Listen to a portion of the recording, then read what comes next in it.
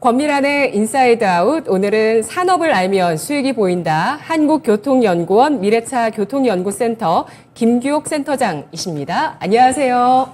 네, 안녕하십니까. 김규옥입니다. 네, 센터장님 저희 방송 두 번째 출연이시라고 오랜만에 나와주셨다고 하시더라고요. 네, 맞습니다. 네. 좀 설레기도 하고 떨리기도 합니다. 익숙하지 않으실 텐데 이렇게 나와주셔서 너무 감사드립니다. 예, 감사합니다. 네, 한국교통연구원이라는 곳이 어떤 곳인지 먼저 좀 알아볼까요? 저희 한국교통연구원은 국무총리실 산하에 경제인문사회 연구에 소속되어 있는 국책연구기관입니다. 정부의 그 교통과 자동차 등 관련된 그 정부의 정책을 좀 지원하는 그런 역할을 맡고 있습니다. 네, 사실 많은 자료들이 있습니다. 특히 국책연구기관, 공공연구기관, 민간연구소 같은 각 기업들도 다 연구소들, 경제연구소들이 있는데 정말 많은 자료들, 좋은 자료들이 있거든요. 근데 오늘 또 국책연구기관이라고 하시니까 정책에 곧 반영될 수 있는 여러 가지 연구들을 하는 곳인 만큼 주식 투자를 하시는 분들은 또 이쪽의 자료들도 한번 잘 지켜보시면 도움이 되시지 않을까라는 생각이 들고요. 오늘 센터장님 모시고 어떤 이야기 나눌지 주제 공개해 보도록 하겠습니다. 빠르게 전환된 미래차 패러다임, 국내 자율주행 기술적, 정책적 수준은? 그야말로 미래차 패러다임이 2020년대 빠르게 전환되고 있습니다. 센터장님도 체감하시나요? 주변에서 자율주행 자동차 실증하고 있는 것을 지켜볼 수 있기 때문에 네. 지금 이제 그 기술이 실현되고 있구나 하는 것을 느끼고 있습니다. 정말 자율주행 시대에는 운전자가 운전을 하지 않습니다. 그러니까 운전자가 없어도 되고요. 그 안에서 운전대에서 손을 떼고 자기만의 시간을 갖거나 그야말로 그 안에서 또 생활 공간이 될 수 있고 또 엔터 공간이 될 수 있다는 부분들이 앞으로 미래에 변화될 그런 어떤 운전 문화가 아닐까라는 생각이 드는데요. 그만큼 사실 이런 기술적인 패러다임 전환에 있어서는 인재 발굴이 중요하기 때문에 이런 부분들을 정부에서도 또 학계에서도 많이 노력을 하고 있습니다. 최근에는 모건대학교에서 중소기업 계약학과 또 자율주행학과 이런 것들을 신설했다는 소식이 나오고 있더라고요. 자율주행에 대한 관심, 또 기술, 인력 개발을 위한 노력들이 나오고 있는데 국내 기술, 자율주행 기술은 어디까지 왔을까요? 그것을 이제 그 몇 마디로 이렇게 정리하기는 굉장히 어렵습니다. 이게 자율주행 자동차는 이제 여러 단계가 있는데 그 레벨 3 이상서부터 이제 본격적인 자율주행 자동차가 이제 그 실현된다라고 이렇게 볼 수 있습니다. 레벨 2인 경우는 운전자의 보조 그리고 지원하는 기능을 맡고 있고 대부분의 이제 자동차사가 이 기능을 갖추고 출시되고 있습니다. 하지만 이제 레벨 3 단계에서는 우리나라가 그 현대 자동차를 중심으로 해서 이제 서비스를 제공할 그런 단계에 있고요. 레벨 4는 실제 운전자가 필요 없고 자율주행 시스템의 운행을 하는 그런 단계인데 기술 개발과 실증을 하는 그런 단계라고 설명드릴 수가 있겠습니다. 그리고 이제 우리나라는 이러한 그 자율주행 자동차의 그 상용화를 촉진하기 위해서 정부에서 자율주행 시범 운행지구를 선정을 해서 이제 산업계를 지원하는 역할을 하고 있습니다. 최근에 8개가 선정이 된 것을 포함하면 15개의 지자체에 한 24개의 그 지구에서 자율주행 서비스를 유상으로 지금 하는 것을 선보이고 있습니다.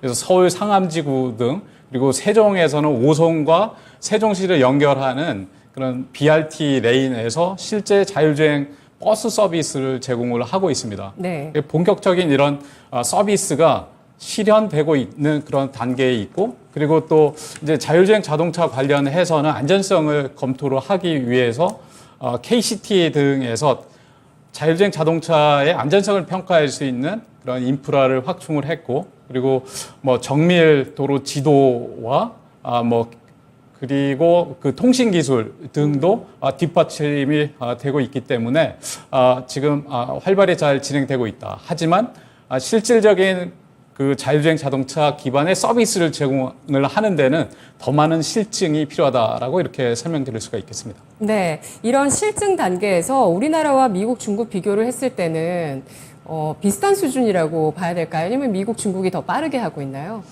실제 대규모로 하고 있는 것은 뭐 중국이나 미국이라고 이렇게 볼 수가 있고 우리나라도 이제 임시 운행 허가를 받은 차량 뭐 300대 이상이 지금 전국적으로 다 운행을 하고 있습니다만 뭐 규모 면에서는 아직 작다. 하지만 다양한 자율주행 자동차의 서비스를 실제 도로 환경에서 구현을 해보려고 하는 노력은 계속하고 있다. 이렇게 설명드릴 수가 있겠습니다. 네, 자율주행 레벨 4까지 가기 위한 목표치, 그 안에서 우리나라는 2027년경에 자율주행 레벨 4 상용화 목표로 지금 기술 개발을 여러 지원을 하고 있고 기업에서는 기술 개발을 하고 있는 단계고요. 현대차 같은 경우는 이제 3단계라고 네. 얘기를 해주셨죠. 예, 그게 상용화 단계를 말씀드리면은 네. 현대가 조금씩 이렇게 계획했던 것보다 지연이 되고 있지만 곧 출시할 수 있는 그런 수준을 확보했다라고 설명드릴 수 있겠습니다. 네, 자율주행 레벨 3 정도까지는 상용화가 가능한 수준으로 확보를 했다고 말씀해 주셨는데요. 자율주행 상용화 기반을 마련하기 위해서 법과 제도들도 계속 되고 있을 텐데 현재 어느 정도 수준까지 와 있을까요? 실제 자율주행 자동차 법을 개정을 해서 시범 운행 지구에서 자율주행 그 실증을 할 수 있는 단계까지 이제 만들어 놓고 네. 그리고 레벨 3의 경우는 보험 체계를 만들어 정비를 했습니다. 그래서 이제 자율주행 자동차가 실제 그 안전하게 도로를 운행을 하고 그리고 이제 일반 이용자들도 좀 보호를 받을 수 있는 그런 장치까지는 마련이 됐다라고 이렇게 설명드릴 수가 있습니다.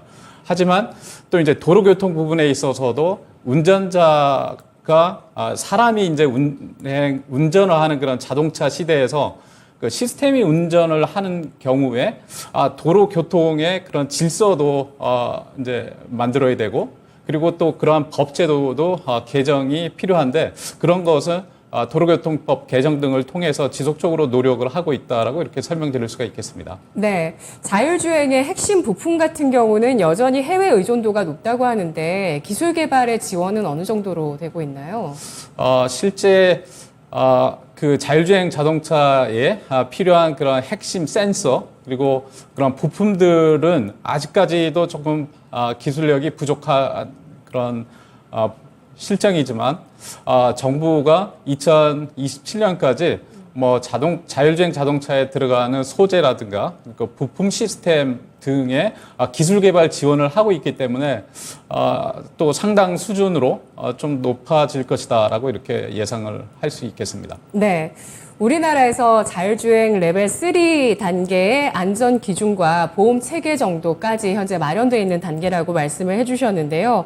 실제로 자율주행 쪽으로 좀 더 많이 진일보되어 있는 미국 쪽에서도 사실은 그 사회적인 여론이 아직은 완전히 합의가 나오지 않은 그런 상황인 것 같습니다. 최근에 샌프란시스코에서 자율주행 시범 운행을 확장하려는 주정부와 또 기술 기업의 계획, 그 안전에 대해서 우려하고 있는 주민들 사이에서 좀 반발이 있다고 하는데요. 사회적으로 자율주행차가 현재 잘 수용되고 있다고 봐야 될지 아니라고 봐야 될지 어떠신가요?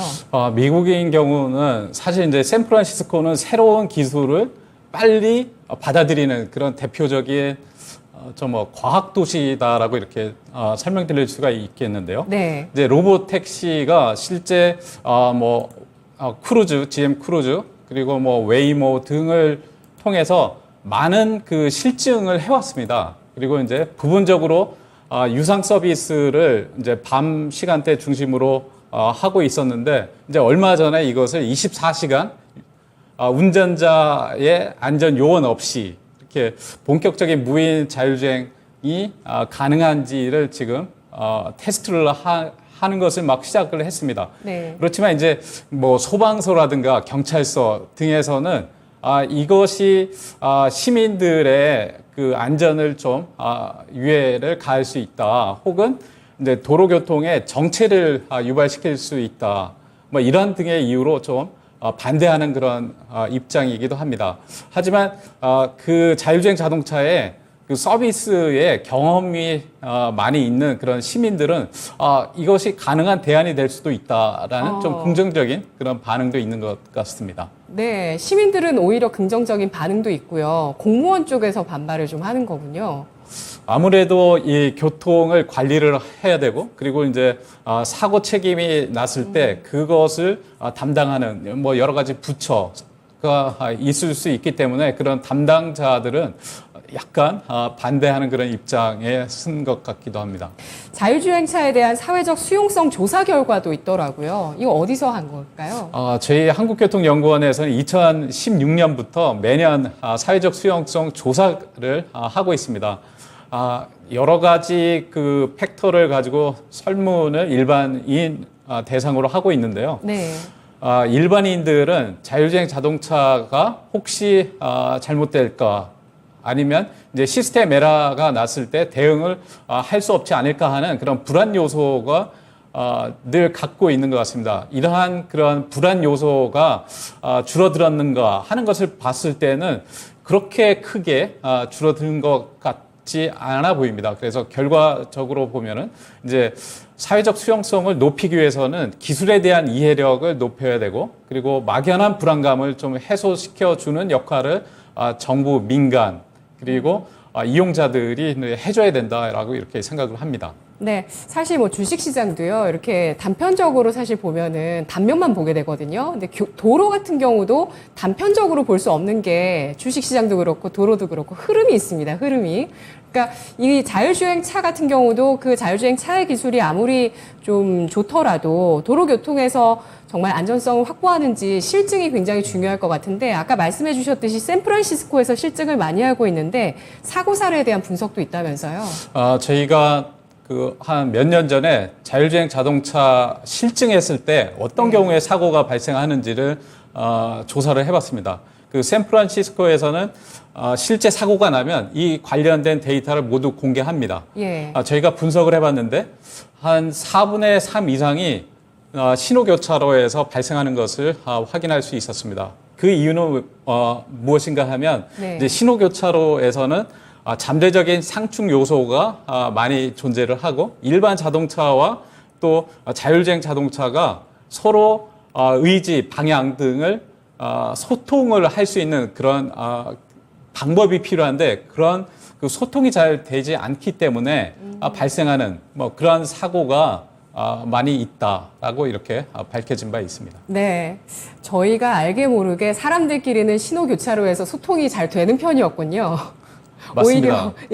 오히려 이제 기계와 사람 간의 소통은 좀 잘 안 되면서 신호교차로에서의 사고율이 좀 많았다라는 부분들 볼 수 있는데요. 그러면 앞으로 자율주행차가 사회적인 수용성을 높이기 위해서 어떤 노력들이 필요할까요?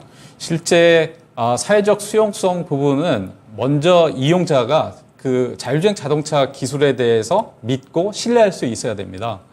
그렇게 하기 위해서는 국민들이 자율주행 자동차 기술이 무엇이고 어떤 이점이 있고 또 한계는 무엇인지를 알 수 있도록 교육하고 또 홍보하는 역할도 해줘야 된다라고 이렇게 생각합니다.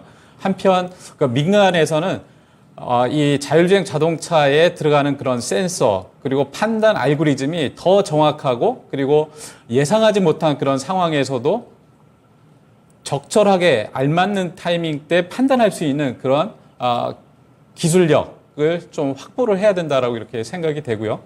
그리고 정부 측면에서 보면 이제 새로운 자율주행 자동차가 도로에 나타났을 때 많은 그 사람들이 좀 불안해할 수 있고 그리고 만약에 사고가 난다라면 어떻게 그것을 대응을 할 것인가 하는 그 우려를 좀 갖고 있는데 이러한 불안과 우려를 불식시킬 수 있도록 법과 제도를 정비를 하는 것이 필요하다라고 이렇게 생각이 됩니다. 네. 자, 도로에서의 실증 사례를 늘려가고 있는 미국의 샌프란시스코에서는 아까 말씀해 주셨듯이 현재는 100% 24시간 자율주행 운행 허가를 받아서 지금 로보택시가 샌프란시스코에 지난 10일부터 운행 허가를 받아서 지금 24시간 운행이 되고 있습니다. 이런 여러 가지 좀 어려움들이나 걸림돌에도 불구하고 자율주행 대중교통이 필요한 이유는 뭘까요? 대중교통이 왜 필요한가? 그러면 우리가 사람은 대부분 어디에서 살고 있는지를 좀 보면 좋을 것 같습니다. 근데 도시화가 급격히 일어나고 있는데 한 전체 인구의 한 90%가 도시에서 살고 있다라고 이렇게 볼 수가 있습니다. 그러면 이제 도시에서의 이동을 하기 위해서 그 수단이 무엇인가 하면 이제 자기 차를 가지고 이제 운행을 하는 경우도 있고, 하지만 이제 정부 정책에서는 교통 수요를 관리를 하기 위해서 되도록이면 대중교통을 이용할 것을 권장을 하고 있습니다. 그래서 이제 자율주행 자동차가 도입이 된다라고 하면 뭐 택시나 버스 등을 통해서 이렇게 이동을 좀 하는 것이 더 편리하고, 그리고 좀 서비스 측면에서 보완만 된다면 수요 맞춤형의 서비스를 제공을 할 수 있기 때문에 좀 적합한 대안이 아닌가라고 이렇게 생각을 합니다. 네. 도시화뿐만 아니라 고령화로 인해서도 자율주행 대중교통이 필요하다고 하더라고요. 네. 실제 이제 버스, 택시, 뭐 트럭의 운수 종사자의 운전자의 연령이 뭐 10살 이상 이제 고령화됐다라고 네. 이렇게 좀 볼 수가 있는데, 실제 자율주행 자동차의 도입 배경이 무엇인가 하면 운전자의 그 과실로 인한 사고를 줄이는 것입니다. 그래서 이제 고령화되면 운전자들의 사고 위험성이 더 높아지고 하기 때문에 이제 자율주행 자동차를 활용을 하면 뭐 로봇 택시나 이제 자율주행 기반의 버스 운전자를 좀 대체할 수 있기 때문에 전반적인 안전성은 높아질 수 있다라고 이렇게 생각이 됩니다. 하지만 현재 운수 종사자들의 그런 그 심리는 무엇인가 하면, 이런 자율주행 자동차가 본격적으로 확대가 된다라고 하면 일거리 혹은 일자리를 잃을 수 있다라고 하는 그런 우려가 또 큰 것이 사실입니다. 그래서 이제 이런 것이 이제 사회적 갈등 요소가 될 수 있는데, 정부 측면에서는 이러한 그 교통 부분의 자동화로 인한 사회적인 그런 잠재적인 갈등 요소를 줄이는 노력도 함께 해야 된다, 이렇게 생각이 됩니다. 네. 자율주행차가 본격적으로 도로에 진출했을 때 과연 교통체증을 줄일 수 있을 것인가에 대한 판단도 충분히 필요할 것 같습니다. 이게 또 정책적으로 도입 여부를 결정하는 문제가 되지 않을까 싶은데 어떻게 보실까요? 네, 굉장히 중요한 부분입니다. 사실 이제 교통 정체가 발생을 하는 이유는 이제 도로 용량이 부족하거나 도로에서 공사나 사고가 발생을 했을 때 처리를 하거나, 맞아요. 혹은 딱 막히면 사고 났나 보다 이렇게 그렇습니다. 생각해요. 예. 그리고 이제 운전자의 부주의로 인한 그런 좀 교통의 무질서가 발생을 하기도 합니다. 네. 이제 자율주행 자동차가 도입이 되면 이론상으로는 차량 간의 간격을 줄일 수 있고, 단위 시간당 통과할 수 있는 그런 용량도 2배 이상 늘어날 것이다라고 이렇게 예상을 하고, 실제 이론적으로도 분석을 해보면 그렇습니다. 그래서 용량 측면에서는 2배 이상 증가를 할 수 있다. 그리고 이제 도로의 소통 정보를 실제 네. 많이 받을 수 있기 때문에 편리하고 안전한 길을 선택을 하고 도로를 효율적으로 운영 그리고 이용을 할 수 있기 때문에 정체가 줄어드는 효과가 발생한다라고 이렇게 볼 수가 있겠습니다. 네. 그리고 장거리 운전의 그 피로감에서 해방될 수 있을까? 그것도 저는 앞으로 좀 기대가 되는 부분이기도 한데요. 이런 자율주행차가 잘 보급되기 위해서는 CITS 기반이 잘 갖춰져야 된다고 합니다. CITS가 뭔가요? CITS는 Cooperative Intelligent Transport System입니다. 우리말로 하면 협력형 지능형 교통체계라고 이렇게 설명드릴 수 있겠습니다. 자동차와 도로 인프라가 일방향이 아닌 그 양방향으로 서로 소통할 수 있고 정보를 주고받을 수 있는 체계, 이것을 이제 CITS라 설명드릴 수가 있겠습니다. 네. 이것이 그 중요한 이제 기반 인프라 그 기술이 되는 이유는 이제 예측하지 못했던 돌발 상황이 발생을 했을 때 그 상황을 빨리 센터가 확인을 하고 그 주변을 운행하는 차량한테 정보를 줌으로써 대처를 할 수 있도록 하는 그 사고 회피 혹은 사고를 방지할 수 있는 그런 그 서비스를 제공을 할 수 있고요. 그리고 주변을 통행하는 차량의 정보, 그리고 속도, 위치, 뭐 이런 것들을 다시 센터에 올려보내면 센터에서 그것을 가공을 하고 도로 인프라에서 얻어지는 정보를 또 가공을 해서 차량한테 정보를 제공을 해줄 수 있기 때문에 도로의 그 교통 안전을 높이고 그리고 효율도 높이는데 큰 바탕이 된다, 이렇게 설명드릴 수가 있겠습니다. 네, 정부가 CITS 이 인프라를 도입한다고 합니다. 2024년이면 내년까지 주요 고속도로에 도입한다고요? 네. 그 CITS를 이제 도입을 하게 되면 차량하고 차량 그리고 차량하고 도로 인프라 간의 소통을 잘 할 수 있는 그 바탕을 만드는 것인데 설명을 드리면 2024년까지는 이제 고속도로, 2027년은 이제 레벨 4 단위의 자율주행 상용화를 목표로 하고 있는 시점인데 주요 도심도로, 간선도로에서는 CITS를 구축할 예정이고 2030년까지는 거의 모든 도로에서 이제 그 교통소통이 이루어질 수 있도록 CITS를 구축 확대할 계획에 있습니다. 네, 그래서 자동차와 어떤 중앙에 있는 사람은 결국에는 정부인가요? 아니면은 뭐 이런 교통연구원 같은 이런 국책 기관일까요? 누가 그 중앙에서 사고를 회피할 수 있는 그런 지령들을 또 통신으로 전해줄 수 있는 건지. 그것은 이제 민간이 될 수도 있고요. 예. 그리고 아직은 초기 단계에서 그러한 그 자율주행의 운행을 지원하는 교통정보센터를 어떻게 갖추어야 하는 것인가에 대한 논의를 하고 있습니다. 하지만은 전체적인 모니터링과 그리고 지시를 내릴 수 있도록 하는 것은 현재 공공이나 상업 중심으로 정보를 제공을 하기 때문에 일정 부분은 민간이 역할을 담당할 것이다라고 이렇게 판단이 되고요. 네. 이제 자율주행 버스나 택시 등 공공적인 요소에 한해서는 정부가 일정 부분 그런 책임을 좀 지고 그러한 그 교통정보의 센터를 운영하는데 좀 역할을 할 것이다라고 이렇게 예상할 수 있겠습니다. 네, CITS 협력형 지능형 교통체계 이걸로 인해서 사고를 좀 회피할 수 있는 그런 시스템을 만들어 나간다라는 것인데요. 사고를 회피하는 데 있어서 윤리적인 문제도 좀 끼어 있습니다.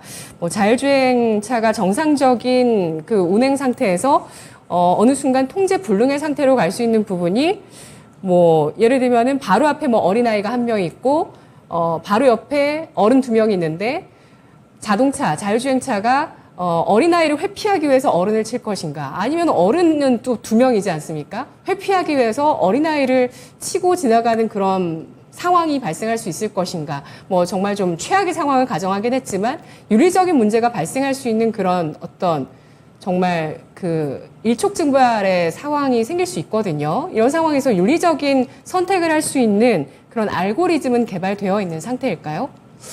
실제 그 자율주행 자동차가 완성되어 있는 그런 단계가 아니기 때문에 좀 많은 경험과 그리고 노하우가 필요하다라고 이렇게 생각을 합니다. 자율주행 자동차가 사람처럼 실제 도로에서 많이 운행을 하고 그리고 문제점과 한계를 좀 극복해 나가는 그런 시간이 필요한데요. 실제 자율주행 자동차의 윤리적 그 딜레마 이 부분은 자율주행 자동차의 업계에서는 해결해야 되는 거 숙제다라고 이렇게 좀 받아들이고 있습니다. 윤리 문제는 실제 그 예측하지 못한 상황에서 둘 중에 하나를 선택을 해야 되는데 그럴 경우에 그 사고를 회피할 수 있도록 할 때 혹은 사고를 회피할 수 없으면 사고를 최소화하는 그런 때 윤리적인 판단 문제가 발생한다라고 이렇게 볼 수 있습니다. 2017년에 독일에서는 그 윤리적인 그런 가이드라인을 만들어서 발표를 했는데요. 네.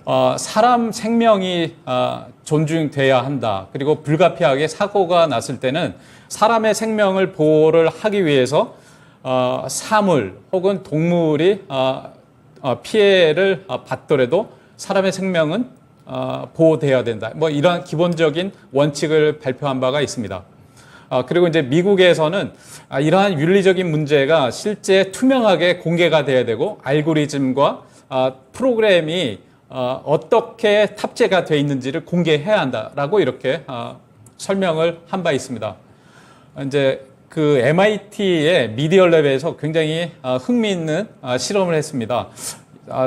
전 세계 200개국 그리고 200만 명을 대상으로 실험을 했는데 이러한 윤리적 딜레마 상황에서 어떤 선택을 해야 되는가라고 질문을 던졌을 때 동물보다는 사람을 먼저 보호해야 된다. 그리고 소수보다는 다수의 사람을 보호할 수 있도록 작동이 돼야 된다. 그리고 이것은 약간의 좀 문제 소지가 있을 수 있지만 젊은이를 우선 보호해야 된다. 뭐 이러한 것을 좀 그 응답자들이 선택했다라고 이렇게 밝혀진 바가 있습니다. 그래서 윤리적 딜레마 부분은 아직 근본적인 방향, 그리고 철학, 그리고 산업계가 대비할 수 있는 정도의 그런 지침이 내려져 있을 뿐이지 아직 실제 자동차 업계에서 구체적인 알고리즘화하는 그런 단계에서는 좀 아직 개선점 혹은 가야 할 길이 많이 있다라고 설명드릴 수가 있겠습니다. 네, 가야 할 길이 머네요. 또 우리나라 자율주행의 글로벌 경쟁력 강화를 위한 정책 등등